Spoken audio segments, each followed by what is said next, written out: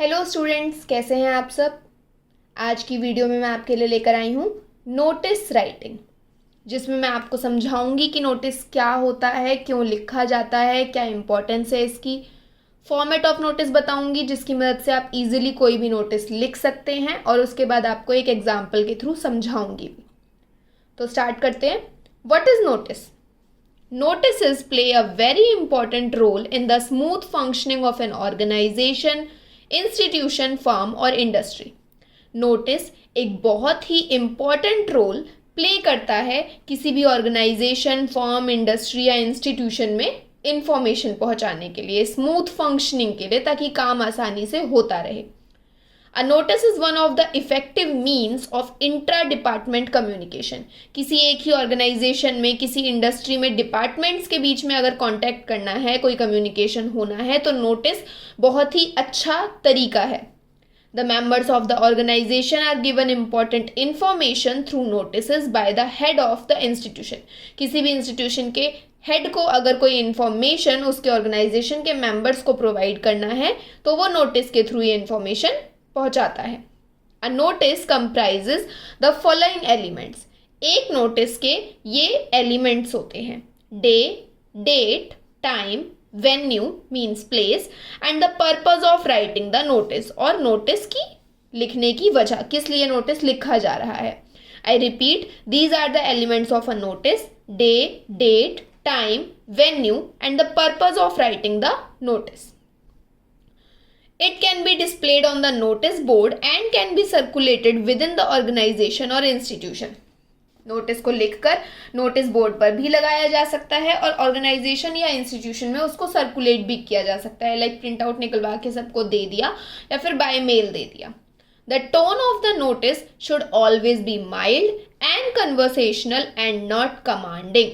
Notice लिखने की जो टोन होती है, यानी आप जिस भी लैंग्वेज में उसको लिखोगे तो उसकी जो टोन है, जो भी आप सेंटेंसेस यूज कर रहे हो, वो कन्वर्सेशनल, जैसे हम नॉर्मल बात करते हैं, इस तरीके से माइल्ड, हल्की लैंग्वेज होनी चाहिए. नॉट कमांडिंग, ऐसा नहीं होना चाहिए कि आप कोई ऑर्डर दे रहे हो. The writer of the notice should not use the technical words. आपको ज़्यादा heavy words, hard words use नहीं करने हैं ताकि सब उसे समझ पाए. The language of the notice must be simple and lucid. आपके नोटिस की लैंग्वेज बहुत ही सिंपल होनी चाहिए. ही और she must not construct ambiguous sentences. जो भी नोटिस लिख रहा है उसे एम्बिग्यूअस सेंटेंसेस नहीं लिखने चाहिए नोटिस में. एम्बिग्यूअस मीन्स अस्पष्ट, जो समझ ना आए, जो क्लियर ना हो, जो किसी चीज़ को क्लियरली एक्सप्लेन ना करे, ऐसे सेंटेंसेस का यूज हमें नोटिस में नहीं करना चाहिए. Notice should be to the point. आपको पॉइंट टू पॉइंट नोटिस लिखना है, बहुत लंबा चौड़ा नहीं लिखना है. They should contain only the important information and nothing else. आपके नोटिस में सिर्फ और सिर्फ इम्पॉर्टेंट इन्फॉर्मेशन होनी चाहिए, उसके अलावा कोई एक्स्ट्रा इन्फॉर्मेशन नहीं होनी चाहिए. तो आपको नोटिस की इम्पॉर्टेंस, नोटिस क्यों लिखा जाता है, ये समझ आ गया. अब मैं एक्सप्लेन करती हूँ format of a notice. Notice लिखने का एक तरीका होता है जिसे हम फॉर्मेट ऑफ अ नोटिस कहते हैं, और ये कंपलसरी है कि आपको नोटिस इसी तरीके से लिखना है जैसे आप मैथ्स में रूल्स, फॉर्मूलाज अप्लाई करते हो और वो उसी फॉर्मूले से सॉल्व होगा. ये कंपलसरी होता है. सिमिलरली नोटिस का ये जो फॉर्मेट है ये ऐसा ही रहता है, सेम, इसमें कोई चेंजेस नहीं होते. सबसे पहले आपको ये बॉक्स दिख रहा है, तो नोटिस को हमेशा बॉक्स में लिखा जाता है. नोटिस के चारों तरफ हमेशा एक बॉक्स होना चाहिए. जिस भी ऑर्गेनाइजेशन के लिए नोटिस लिखा जा रहा है, टॉप पे हमेशा उसका नाम होगा, टॉप पे और मिडल में, ना राइट साइड ना लेफ्ट साइड, मिडल में नेम ऑफ द ऑर्गेनाइजेशन होगा. उसके बाद आप कैपिटल लेटर्स में नोटिस हेडिंग डालोगे सेकेंड लाइन में. थर्ड लाइन में लेफ्ट साइड में आपको डेट डालनी है, जिस डेट को आप नोटिस लिख रहे हो. उसके बाद फोर्थ लाइन में फिर से मिडल में आपको हेडिंग डालनी है, the purpose of writing the notice, कि आप किस टॉपिक से रिलेटेड नोटिस लिख रहे हो. देन नेक्स्ट लाइन में आपको कंटेंट लिखना है, अपना पूरा एक्सप्लेन करना है. जो भी, जिस भी इंफॉर्मेशन को प्रोवाइड करने के लिए आप नोटिस लिख रहे हो, वो पूरी इंफॉर्मेशन आपको यहाँ पर देनी है.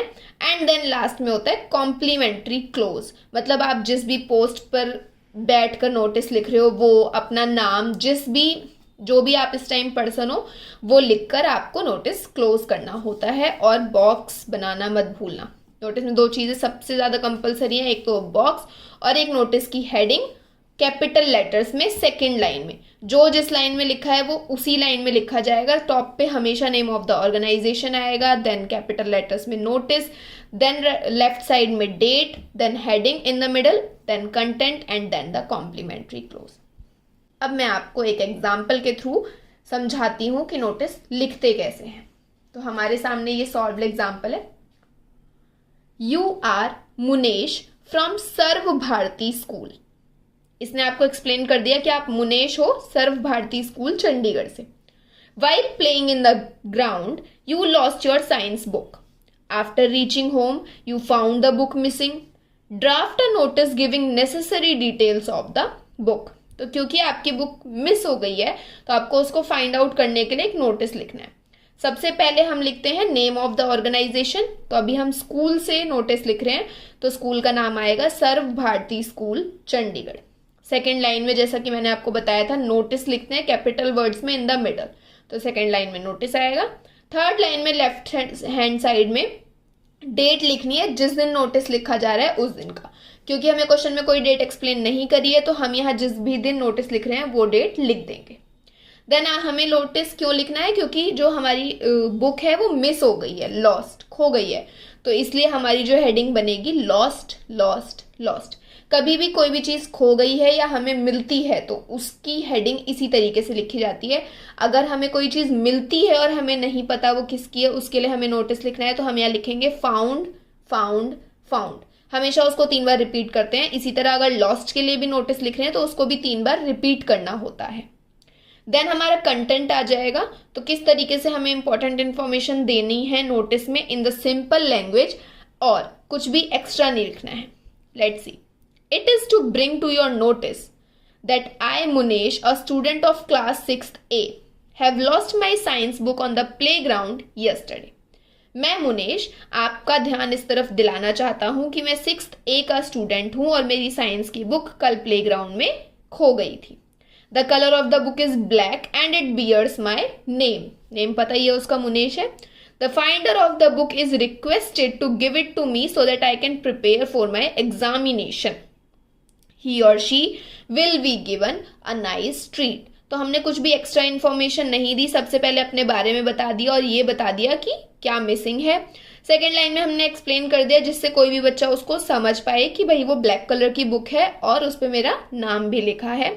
देन उसके बाद उसने रिक्वेस्ट करी कि जिसको भी बुक मिलती है वो प्लीज़ मुझे लौटा दे ताकि मैं अपनी एग्जामिनेशन की प्रिपरेशन कर पाऊँ, और उसके बाद उसने एक रिवॉर्ड टाइप में नाइस ट्रीट भी देने के लिए लिखा है ताकि जिसको भी बुक मिलती है वो 100% लौटा दे। देन लास्ट में कॉम्प्लीमेंट्री क्लोज करना होता है। तो उसने हमारा नाम बताया ही है कि हम मुनेश हैं, हमारी कोई पोस्ट नहीं है तो हम यहाँ पर अपना नाम लिखेंगे मुनेश, अपना रोल नंबर और अपनी क्लास यहाँ पर लिख देंगे, जिससे जिसको भी बुक मिलती है वो हमारे नाम, क्लास, रोल नंबर के अकॉर्डिंग हमारी क्लास में आके हमें बुक लौटा सके। This is the example of a notice. अब आपको अच्छे से समझ आ गया होगा कि नोटिस कैसे लिखते हैं और क्यों लिखते हैं। So here is a question for all of you to try at your own. Lucknow Book Society is going to organize a week-long book fair in the city during the coming autumn vacation. It has requested your school for volunteers to manage various counters.